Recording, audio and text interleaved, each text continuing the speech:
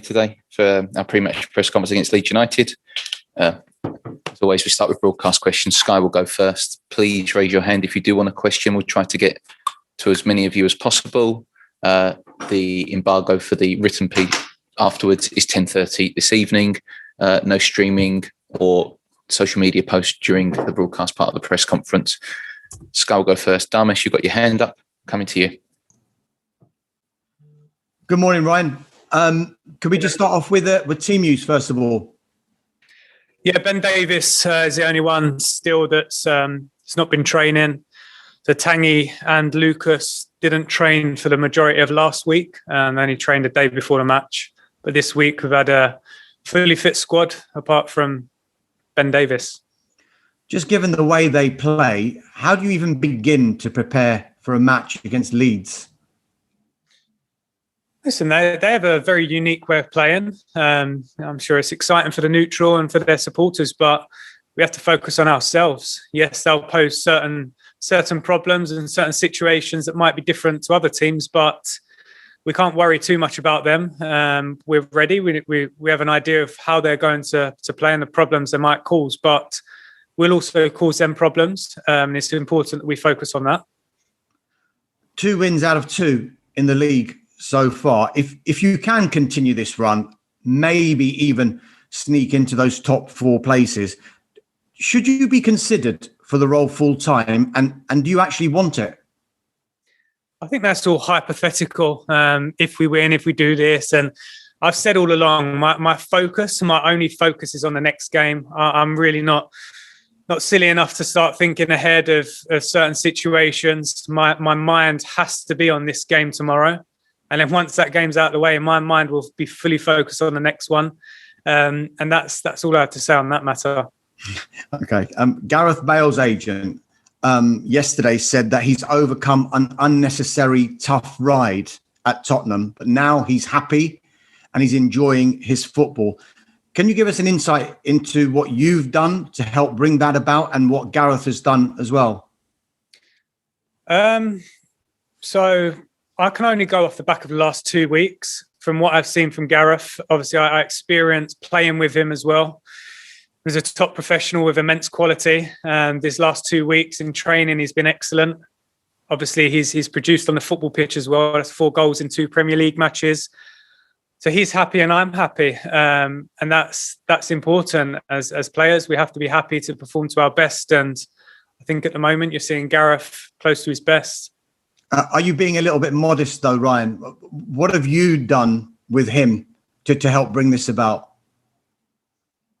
I don't know. Like I say, I picked the team. I picked the team from training performances and certain individuals who I feel will help the team within that match. And the game against Southampton, we really felt we needed Gareth because Harry was missing, and we needed someone who we could rely on to produce that moment. We've got so many options in that high end of the pitch, so much quality as well, and such professionals who are working hard each day. So there's difficult decisions to make, but Gareth has proved in the last couple of weeks that he's still got that quality in the final third, and let's hope it continues. Just last couple from me. Whatever happens with you and this role for the rest of the season, do you think you can play a big part in whether Gareth Bale stays at Tottenham next season or not? I think those questions and answers are not for me to say. I think Gareth and his parent club, they'll be having conversations once the season's over. But I think it wouldn't be right of us to start thinking of the off season and thinking of next season now, because as a football club, we have to focus on our next 4 matches, and tomorrow is a massive match. I've said it all along. The next game is so important. And that would be the case until the end of the season. Then once the season's done, then I'm sure these conversations will happen. But for the time now, our focus is on the matches. Jose Mourinho wasn't out of work for very long. He's already got a job for next season with Roma. What was your reaction to that? Were you surprised that he's back so quickly? And have you had any communication with him since you've taken the job at Spurs? No communication, but good luck to him. Hope he's a success out in Italy. Thank you. Thanks, Damish. George. Thanks, Simon. Hello, Ryan. Ryan, you've been in the job a couple of weeks now. I just wonder, have you got the bug of management? Do you enjoy it?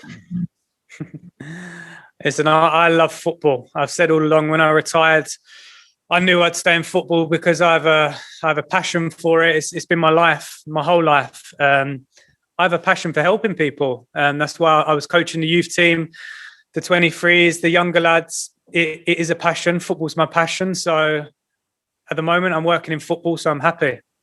Do you think possibly, whatever happens at Tottenham, it's obviously there's a place for you, but down the line you'd want to manage on your own somewhere else, at another club maybe? I'm not thinking about other clubs at the moment. I'm not thinking about 2 years down the line, 6 months. I can't. It's football, you can't do that. 2 months ago or 4 weeks ago, if I started thinking ahead of where I'd like to be or where I thought my pathway that I hear so often in football might take me, it doesn't work like that. I've been involved in the game long enough to know football doesn't work like that. So I'm enjoying the moment. I'm enjoying what I'm doing now, and my focus is on the right now. It has to be, my energy has to be to try and help the team and help this football club over the next 4 matches. You're enjoying it at the moment, but what's the bit you don't enjoy the most? I don't know. I can't really answer that question, to be honest. Listen, there's immense pressure, which there should be.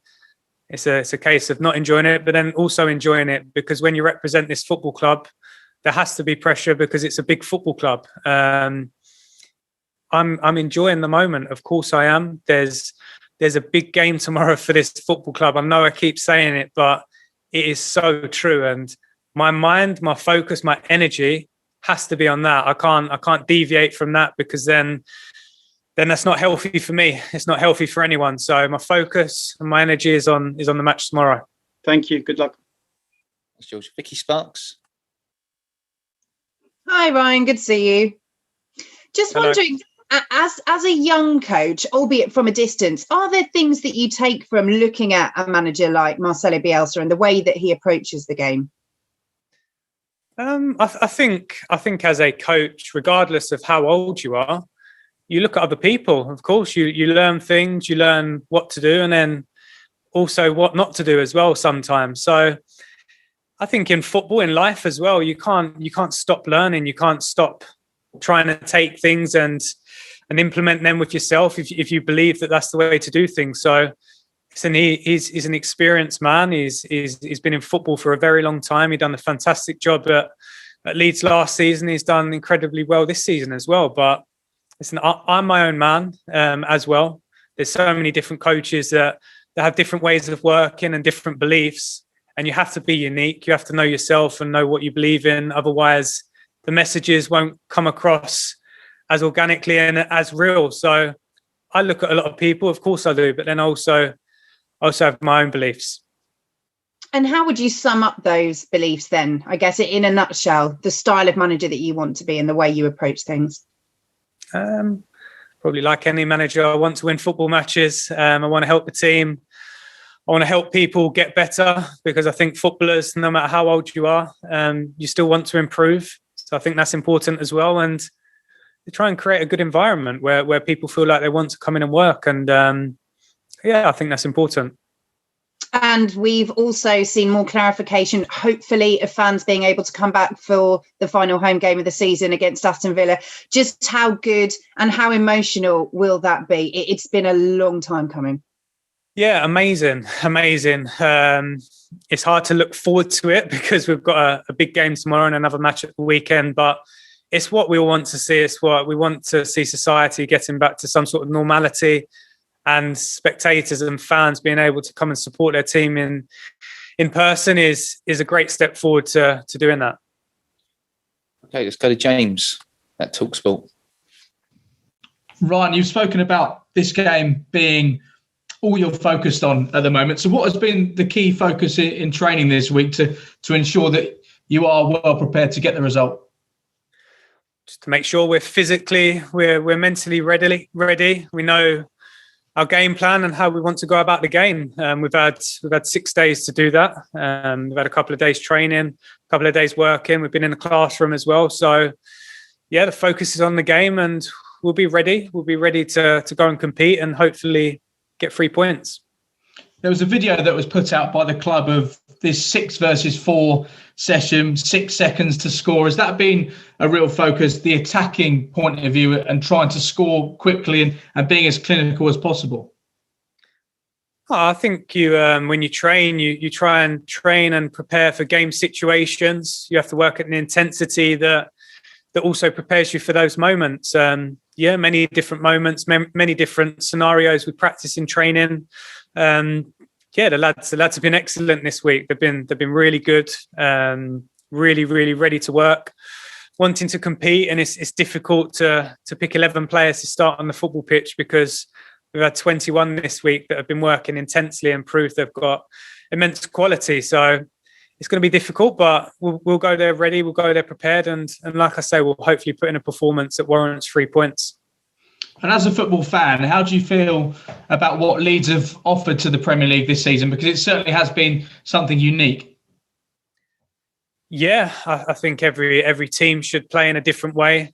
They should bring something different. Otherwise, it'd be quite boring if everyone played the same way. I think that's the beauty of the Premier League. You've got so many different styles, so many different beliefs, and so many different challenges as well. And I think that's why the Premier League's the most watched league in the world. And also it's the most difficult league to win and difficult league to win matches in. So listen, he's done incredible. He's done a great job last season. He's done a very good job this season as well. So tomorrow will be a proper test and we're looking forward to it. And just finally for me, Dele Alli started just his 3rd Premier League game of the season at the weekend. Do you get the feeling that he's been scarred by what's occurred before, or do you feel like he's ready to move on from that and ready to go back to being the player that I think everybody knows he can be?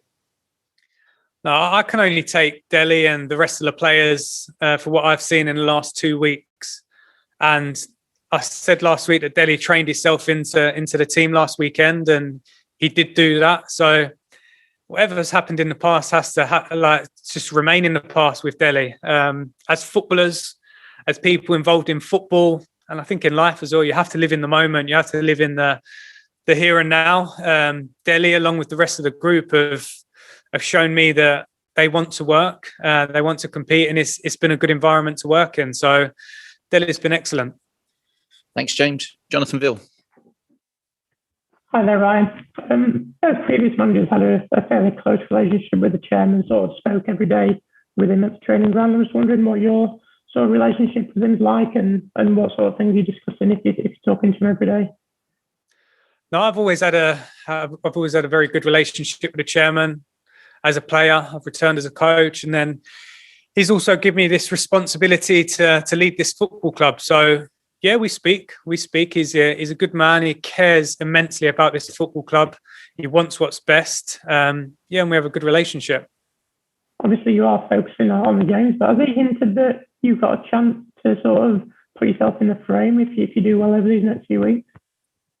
All we've spoke about is the next game. It really has been the next game or the game that's coming up.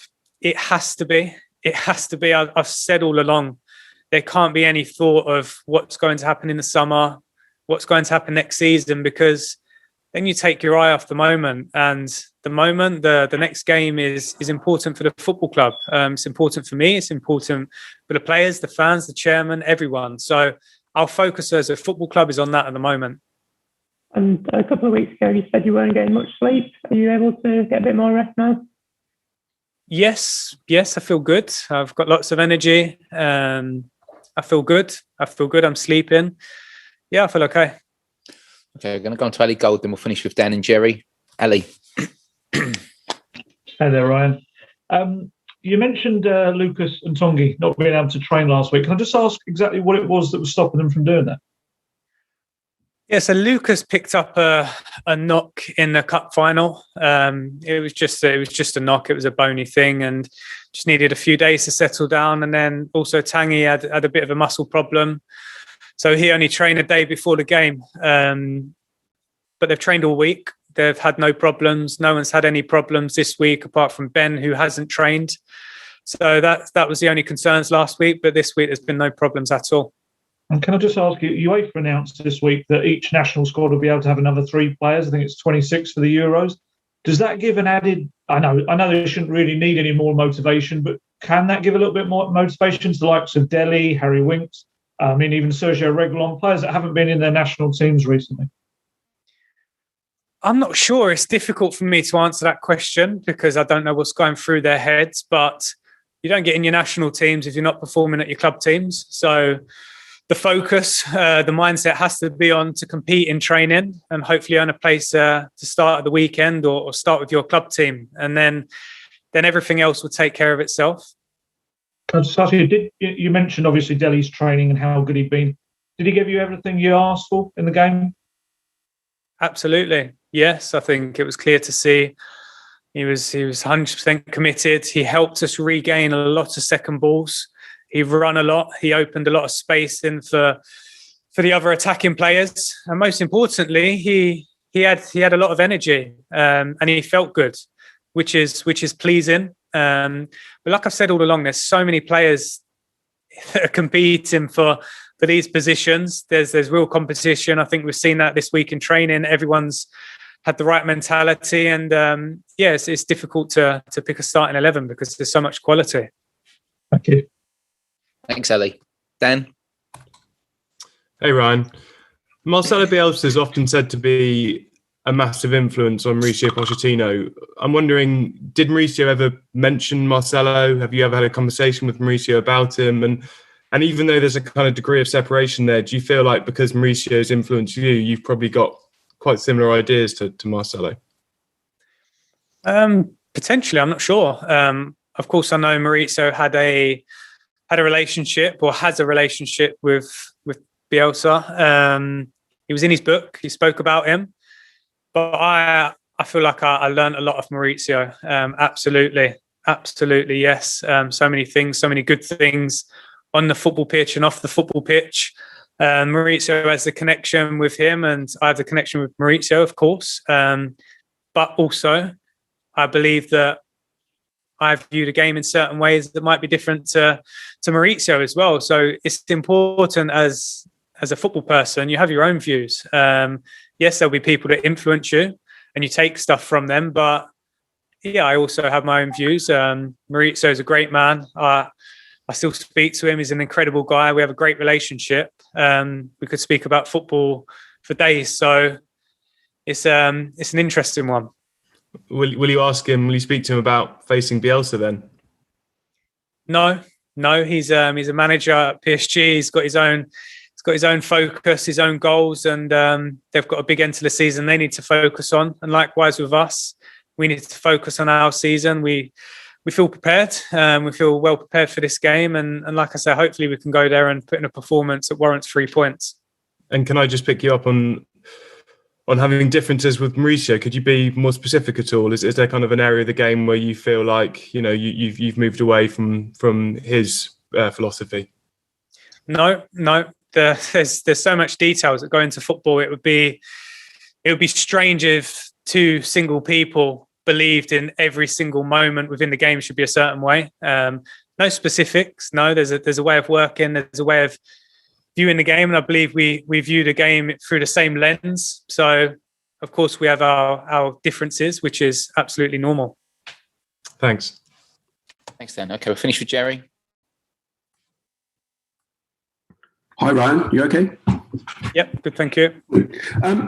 You've known Harry Kane since you were young lads in the academy. You've come through, and you've seen him close up, and you've seen him from afar, and now you've seen him as a coach, as his coach.